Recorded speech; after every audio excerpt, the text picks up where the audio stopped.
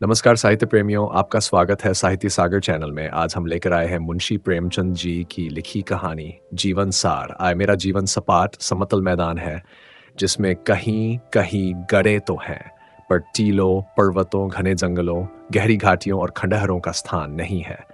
जो सज्जन पहाड़ों की सैर के शौकीन हैं, उन्हें तो यहाँ निराशा ही होगी। मेरा जन्म संवत 1967 में हुआ। पिता डाकखाने में क्लर्क थे, माता मरीज। एक बड़ी बहन भी थी। उस समय पिताजी शायद 20 रुपये पाते थे। 40 रुपये तक पहुंचते पहुंचते उनकी मृत्यु हो गई। वह बड़े ही विचारशील, जीवन पथ पर आंखें खोलकर चलने वाले आदमी थे। लेकिन आखिरी दिनों में एक ठोकर खा ही गए और खुद तो गिरे ही थे। उसी धक्के में मुझे भी गिरा दिया। 15 साल की अवस्था में उन्होंने मेरा विवाह कर दिया और विवाह करने के साल ही भर बाद परलोक सिधारे। उस समय मैं 9वें दर्जे में पढ़ता था। घर में मेरी थी विमाता थी, उनके 2 बालक थे और आमदनी एक पैसे की नहीं।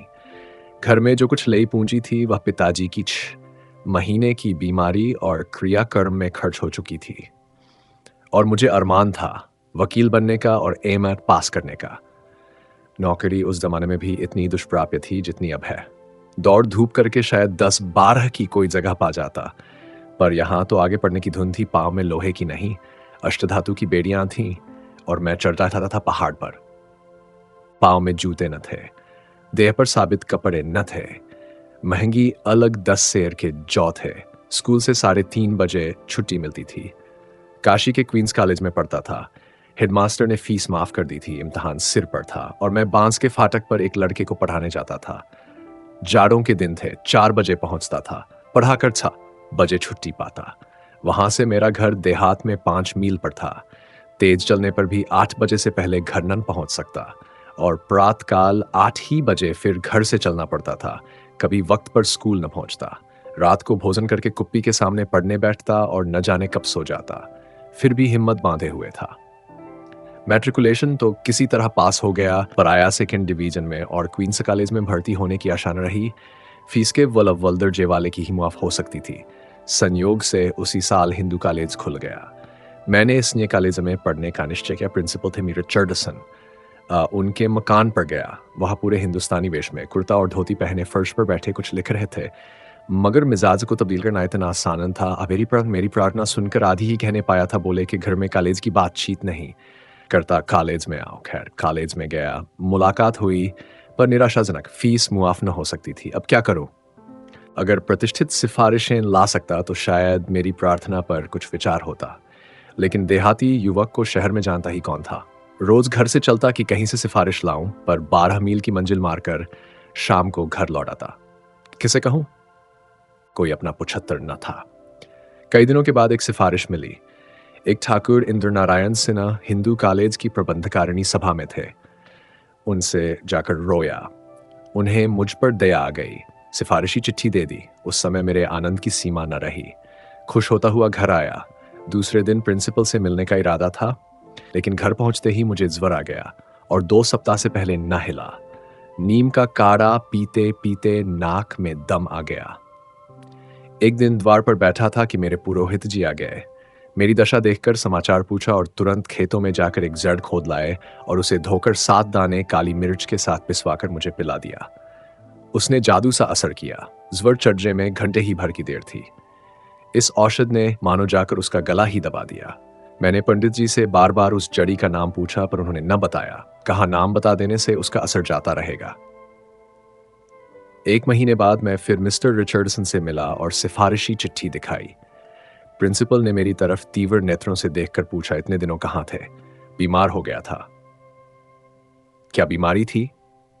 मैं इस प्रश्न के लिए तैयार न था। अगर ज्वर बताता हूं तो शायद साहब मुझे झूठा समझें। ज्वर मेरी समझ में हल्की सी चीज थी, जिसके लिए इतनी लंबी गैरहाजिरी अनावश्यक थी। कोई ऐसी बीमारी बतानी चाहिए जो अपनी कष्ट साधता के कारण दया को भी उभारे। उस वक्त मुझे और किसी बीमारी का नाम याद न आया। ठाकुर इंद्र नारायण सिंह से जब मैं सिफारिश के लिए मिला था, तो उन्होंने अपने दिल की धड़कन की बीमारी की चर्चा की थी। वह शब्द मुझे याद आ गया। मैंने कहा, पैल्पिटेशन ऑफ हार्ट सर।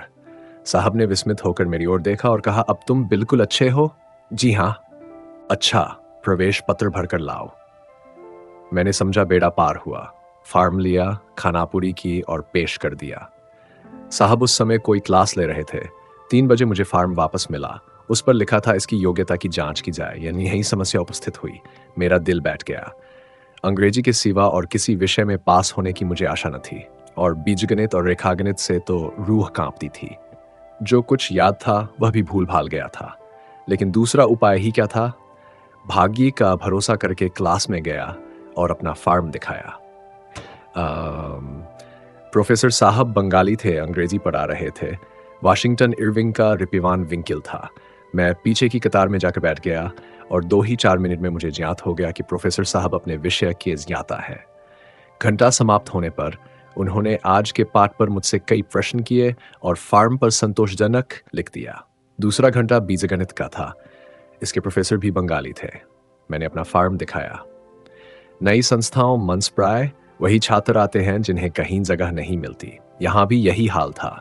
क्लासों में अयोग्य छात्र भरे हुए थे। पहले रेले में जो आया वह भर्ती हो गया। भूख में साग पात सभी रुचिकर होता है। अब पेट भर गया था। छात्र चुन चुन कर लिए जाते थे। इन प्रोफेसर साहब ने गणित में मेरी परीक्षा ली और मैं फेल हो गया। फार्म पर गणित के खाने में असंतोषजनक लिख दिया। मैं इतना हताश हुआ कि फार्म लेकर फिर प्रिंसिपल के पास न गया, सीधा घर चला आया। गणित मेरे लिए गौरीशंकर की चोटी थी, कभी उस पर न चढ़ सका। इंटरमीडिएट में 2 बार गणित में फेल हुआ और निराश होकर इम्तहान देना छोड़ दिया। 10-12 साल के बाद जब गणित की परीक्षा में अख्तियारी हो गई, तब मैंने दूसरे विषय लेकर उसे आसानी से पास कर लिया। उस समय तक यूनिवर्सिटी के इस नियम ने कितने युवकों की आकांक्षाओं का खून किया, कौन कह सकता है। खैर, मैं निराश होकर घर तो लौट आया, लेकिन पढ़ने की लालसा अभी तक बनी हुई थी। घर बैठकर क्या करता? किसी तरह गणित को सुधारूं और कॉलेज में भर्ती हो जाऊं, यही धुन थी। इसके लिए शहर में रहना जरूरी था। संयोग से एक वकील साहब के लड़कों को पढ़ाने का काम मिल गया। 5 रुपये वेतन ठहरा। मैंने 2 रुपये में अपना गुजर करके 3 रुपये घर पर देने का निश्चय किया। वकील साहब के अस्तबल के ऊपर एक छोटी सी कच्ची कोठरी थी। उसी में रहने की आशा ले ली। एक टाट का टुकड़ा बिछा दिया। बाजार से एक छोटा सा लैंप लाया और शहर में रहने लगा। घर से कुछ बर्तन भी लाया। एक वक्त खिचड़ी पका लेता और बर्तन धो मांज कर लाइब्रेरी चला जाता। गणित तो बहाना था, उपन्यास आदि पढ़ा करता। पंडित रत्ननाथ दर का फसाना ए आजाद उन्हीं दिनों पढ़ा। चंद्रकांता संतति भी पढ़ी। बंकिम बाबू के उर्दू अनुवाद जितने पुस्तकालय में मिले सब पढ़ डाले। जिन वकील साहब के लड़कों को पढ़ाता था, उनके साले मेरे साथ मैट्रिकुलेशन में पढ़ते थे। उन्हीं की सिफारिश से मुझे यह पद मिला था। उनसे दोस्ती थी, इसलिए जब जरूरत होती पैसे उधार लिया करता था। वेतन मिलने पर हिसाब हो जाता था। कभी 2 रुपये हाथ आते, कभी 3। जिस दिन वेतन के 2-3 रुपये मिलते, मेरा संयम हाथ से निकल जाता। प्यासी तृष्णा हलवाई की दुकान की ओर खींच ले जाती। 2-3 आने पैसे खाकर ही उठता। उसी दिन घर जाता और 2-2.5 रुपये दे आता। दूसरे दिन से फिर उधार लेना शुरू कर देता। लेकिन कभी कभी उधार मांगने में भी संकोच होता और दिन का दिन निराहार व्रत रखना पड़ जाता। इस तरह 4-5 महीने बीते। इस बीच एक बजाज से 2-2.5 रुपये के कपड़े लिए थे। रोज उधर से निकलता था। उसे मुझ पर विश्वास हो गया था। जब महीने 2 महीने निकल गए और मैं रुपए ना चुका सका, तो मैंने उधर से निकलना ही छोड़ दिया। चक्कर देकर निकल जाता। 3 साल के बाद उसके रुपये अदा कर सका। उसी जमाने में शहर का एक बेलदार मुझसे हिंदी पढ़ने आया करता था। वकील साहब के पिछवाड़े उसका मकान था। जान लो भैया उसका सखुन तकिया था। हम लोग उसे जान लो भैया ही कहा करते थे। एक बार मैंने उससे भी 8 आने पैसे उधार लिए थे। वह पैसे उसने मुझसे मेरे घर गांव में जाकर 5 साल बाद वसूल किए। मेरी अब भी पढ़ने की इच्छा थी, लेकिन दिन दिन निराश होता जाता था। जी चाहता था कहीं नौकरी कर लूं, पर नौकरी कैसे मिलती है और कहां मिलती है यह न जानता। जाड़ों के दिन थे। पास एक कौड़ी न थी। 2 दिन एक पैसे का चबेना खाकर काटे थे। मेरे महाजन ने उधार देने से इनकार कर दिया था, या संकोचवश मैं उससे मांग न सका था। चिराग जल चुके थे। मैं एक बुक सेलर की दुकान पर एक किताब बेचने गया था। चक्रवर्ती गणित की कुंजी थी। 2 साल हुए खरीदी थी। अब तक उसे बड़े जतन से रखे हुए था, पर आज चारों ओर से निराश होकर मैंने उसे बेचने का निश्चय किया। किताब 2 रुपये की थी, लेकिन एक पर सौदा ठीक हुआ। मैं रुपया लेकर दुकान से उतरा ही था कि एक बड़ी बड़ी मूंछों वाले सौम्य पुरुष ने, जो उस दुकान पर बैठे हुए थे, मुझसे पूछा, तुम कहाँ पढ़ते हो? मैंने कहा, पढ़ता तो कहीं नहीं हूं, पर आशा करता हूं कहीं नाम लिखा लूंगा। मैट्रिकुलेशन पास हो? जी हाँ। नौकरी करने की इच्छा तो नहीं है? नौकरी कहीं मिलती ही नहीं। वह सज्जन एक छोटे से स्कूल के हेडमास्टर थे। इन्हें एक सहकारी अध्यापक की जरूरत थी। 18 रुपये वेतन था। मैंने स्वीकार कर लिया। 18 रुपये उस जमाने मेरी निराशा, व्यथित कल्पना की ऊंची से ऊंची उड़ान से भी ऊपर थे। मैं दूसरे दिन हेडमास्टर साहब से मिलने का वादा करके चला तो पांव जमीन पर न पड़ते थे। यह सन 1899 की बात है। परिस्थितियों का सामना करने को तैयार था और गणित में अटक न जाता तो अवश्य आगे जाता। पर सबसे कठिन परिस्थिति यूनिवर्सिटी की मनोविज्ञान शून्यता थी, जो उस समय और उसके कई साल बाद तक उस डाकू का सा व्यवहार करती थी, जो छोटे बड़े सभी को एक ही खाट पर सुलाता है। मैंने पहले पहल 1907 में गल्पें लिखनी शुरू की। डॉक्टर रविंद्रनाथ की कई गल्पें मैंने अंग्रेजी में पढ़ी थी और उनका उर्दू अनुवाद उर्दू पत्रिकाओं में छपवाया था। उपन्यास तो मैंने 1901 ही से लिखना शुरू किया। मेरा एक उपन्यास 1902 में निकला और दूसरा 1904 में, लेकिन गल्प 1907 से पहले मैंने एक भी न लिखी। मेरी पहली कहानी का नाम था संसार का सबसे अनमोल रत्न। वह 1907 में जमाना में छपी। उसके बाद मैंने 4-5 कहानियां लिखी। 5 कहानियों का संग्रह सोजे वतन के नाम से 1909 में छपा। उस समय बंग भंग का आंदोलन हो रहा था। कांग्रेस में गर्म दल की सृष्टि हो चुकी थी। इन 5 कहानियों में स्वदेश प्रेम की महिमा गाई गई थी। उस वक्त मैं शिक्षा विभाग में सब डिप्टी इंस्पेक्टर था और हमीरपुर जिले में तैनात था। पुस्तक को छपे 6 महीने हो चुके थे। एक दिन मैं रात को अपनी रावटी में बैठा हुआ था कि मेरे नाम जिलाधीश का परवाना पहुंचा कि मुझसे तुरंत मिलो। जाड़ों के दिन थे। साहब दौरे पर थे। मैंने बैलगाड़ी जुतवाई और रातों रात 30-40 मील तय करके दूसरे दिन साहब से मिला। साहब के सामने सोजे वतन की एक प्रति रखी हुई थी। मेरा माथा ठनका। उस वक्त मैं नवाब राय के नाम से लिखा करता था। मुझे इसका कुछ कुछ पता मिल चुका था कि खुफिया पुलिस इस किताब के लेखक की खोज में है। समझ गया उन लोगों ने मुझे खोज निकाला और इसी की जवाबदेही करने के लिए मुझे बुलाया गया है। साहब ने मुझसे पूछा, यह पुस्तक तुमने लिखी है? मैंने स्वीकार किया। साहब ने मुझसे एक एक कहानी का आशय पूछा और अंत में बिगड़कर बोले, तुम्हारी कहानियों में सिडिशन भरा हुआ है। अपने भागी को बखानो कि अंग्रेजी अमलदारी में हो। मुगलों का राज्य होता तो तुम्हारे दोनों हाथ काट लिए जाते। तुम्हारी कहानियां एकांगी हैं। तुमने अंग्रेजी सरकार की तौहीन की है आदि। फैसला यह हुआ कि मैं सोजे वतन की सारी प्रतियां सरकार के हवाले कर दूं और साहब की अनुमति के बिना कभी कुछ न लिखूं।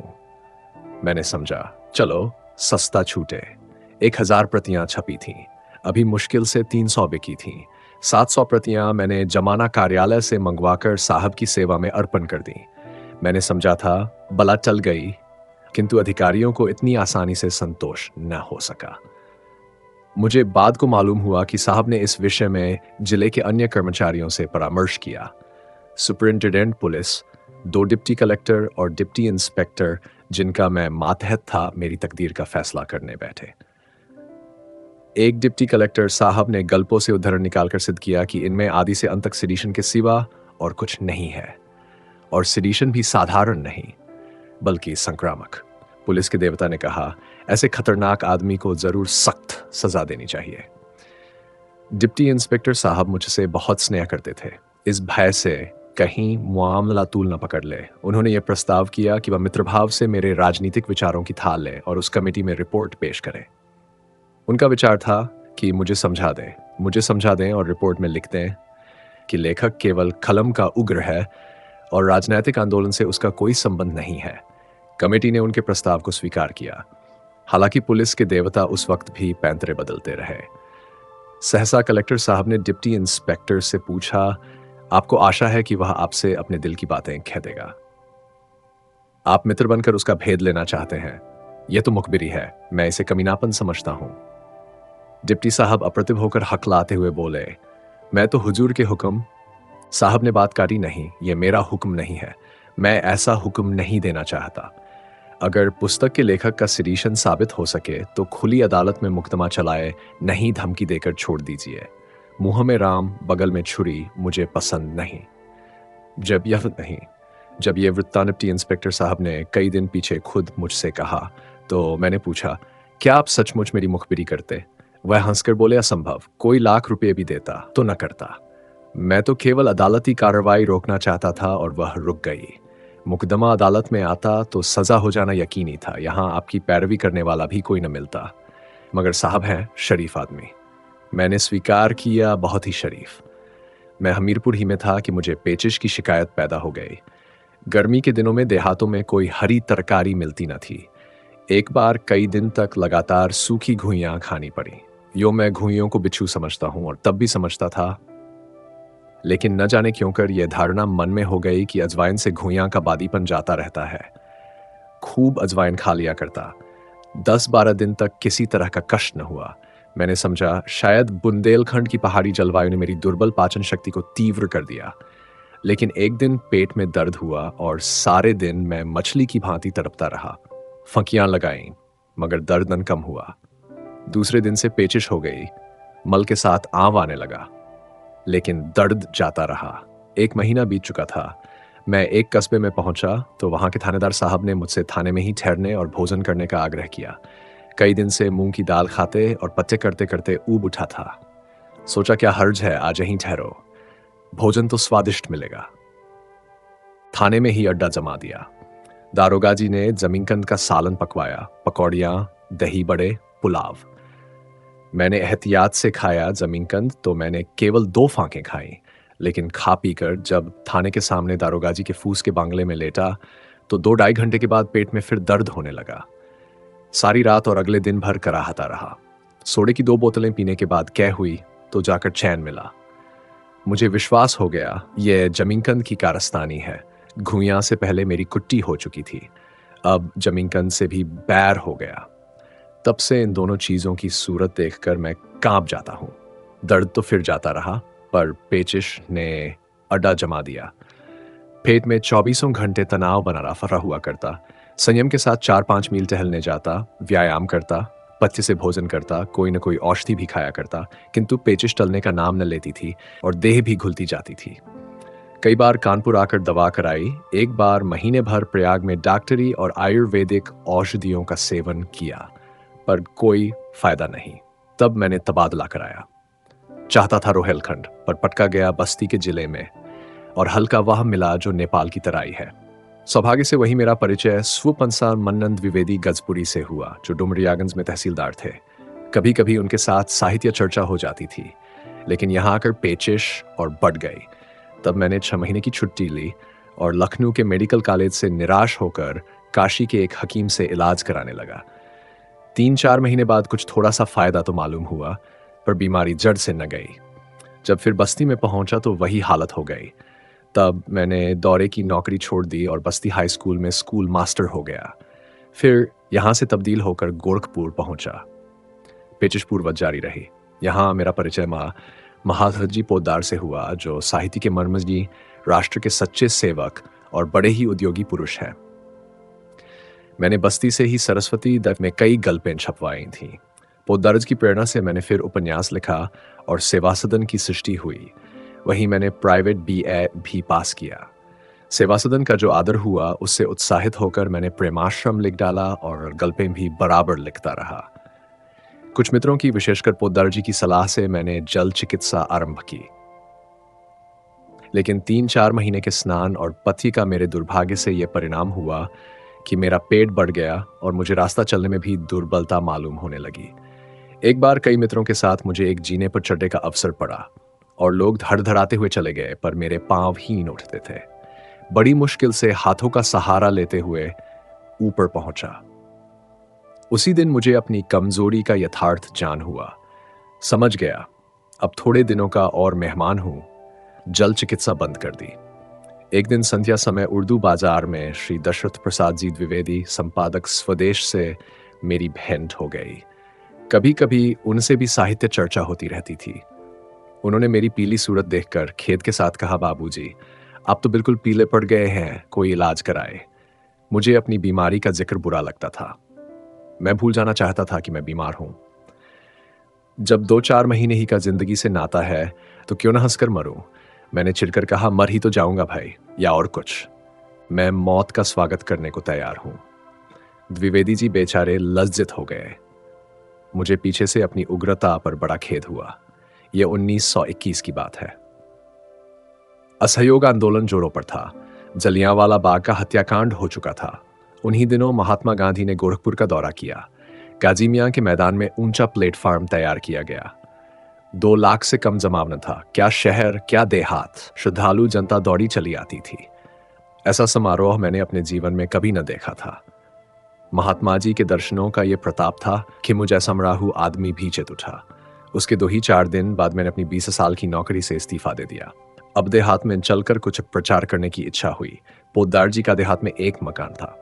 हम और वह दोनों वहां चले गए और चरखे बनवाने लगे। वहां जाने के 1 ही सप्ताह बाद मेरी पेचिश कम होने लगी। यहाँ तक कि 1 महीने के अंदर निर्मल के साथ आवाना बंद हो गया। फिर मैं काशी चला आया और अपने देहात में बैठकर कुछ प्रचार और कुछ साहित्य से वामेन जीवन को सार्थक करने लगा। गुलामी से मुक्त होते ही मैं 9 साल के जीर्ण रोग से मुक्त हो गया। इस अनुभव ने मुझ कट्टर भाग्यवादी बना दिया है। अब मेरा दृढ़ विश्वास है कि भगवान की जो इच्छा होती है वही होता है, और मनुष्य का उद्योग भी इच्छा के बिना सफल नहीं होता। यदि इस प्रस्तुति ने आपके हृदय को स्पर्श किया हो तो कृपया इस वीडियो को लाइक करें, कमेंट करें और साहित्य सागर चैनल को सब्सक्राइब करना न भूलें। धन्यवाद।